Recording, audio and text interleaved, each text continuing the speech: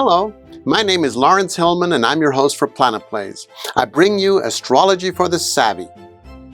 Today we're talking about astrology itself. What is it? What is it not? Well, let's find out. People have been looking at the sky in wonderment since the beginning of time. When we look at the night sky, we feel inspired with a sense of awe. Over the last 5,000 years, sky watchers have mapped and organized the heavens into patterns.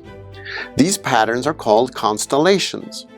Constellations are combinations of stars that make up shapes that we imagine to look like something, perhaps a bear, a horse, or a crab.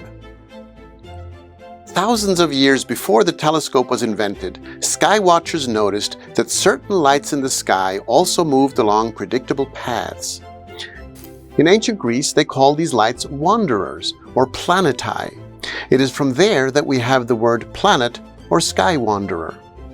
The planet's movements have been observed and recorded for thousands of years in every major culture. There are two ways to explain the night sky, that of the astronomer and that of the astrologer. While they are both looking at the same sky, they are curious about different things. The astronomer wants to measure the planets and understand their physical characteristics, such as their speed and size and chemical makeup. Astrologers want to know what the movements of the planets mean. They see the heavens as a large stage where a meaningful drama is unfolding right before their eyes. The planets are the actors on this stage, and they are acting out a play. Astrologers want to know what kind of a play it is. Is it a comedy or perhaps a tragedy? Astrologers have learned to interpret the heavens as an unfolding story. So ask yourself, do you think more like the astronomer or more like the astrologer? When you look at the sky, what interests you more?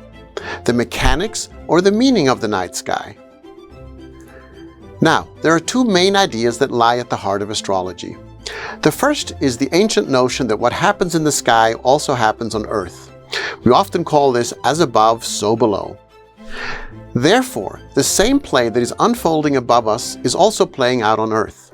This is a way that we can make meaning of our lives. If we understand what is happening above in the sky, we can also understand what is happening here on Earth. The second key in astrology is the idea that beginnings matter. In life, we note important beginnings. We celebrate when a baby is born. We have ceremonies when two people embark on a life together, or when someone's graduation indicates a new chapter in their life. Astrologers also believe that beginnings matter, and the most important beginning is when you take your first breath. Think of this acorn as a representation of a beginning. In the acorn, we see the potential of the whole oak tree. The acorn contains the potential of the whole giant, magnificent, and beautiful tree. It is all contained right there in the amazing potential at its beginning. Now think of this oak tree as you stand in this world.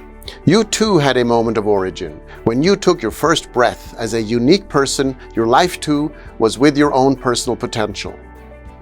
So we can now put our two key ideas together. There was a play in the sky above you as you were born, and this play tells the story of your potential. Or, said in a more astrological language, the position of the planets above you at your birth tell a story about your potential and what you can grow into. The positions of the planets overhead at birth describe your personal acorn, we could say.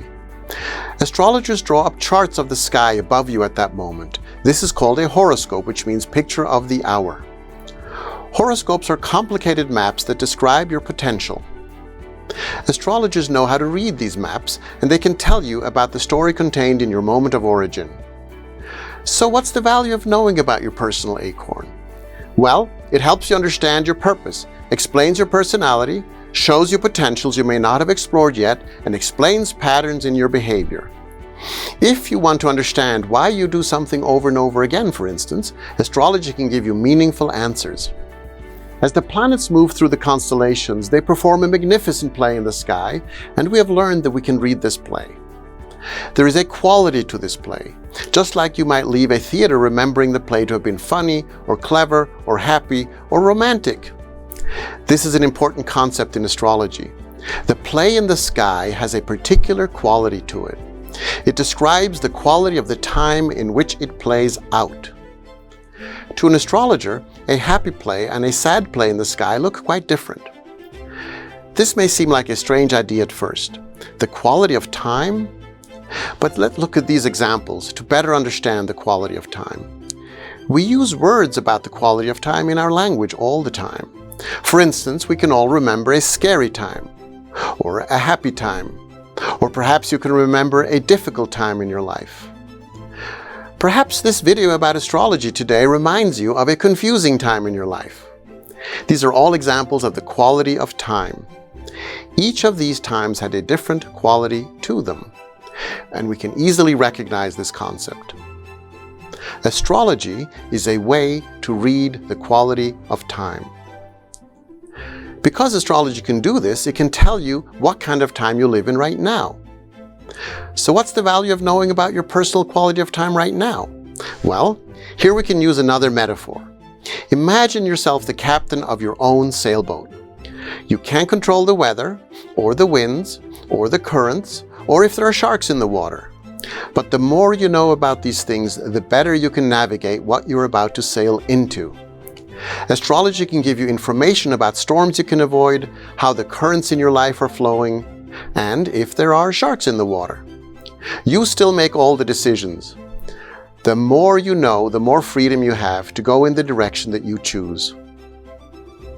Thank you for joining me today. Until next time on Planet Plays, I'm Laurence Hillman, and now you know.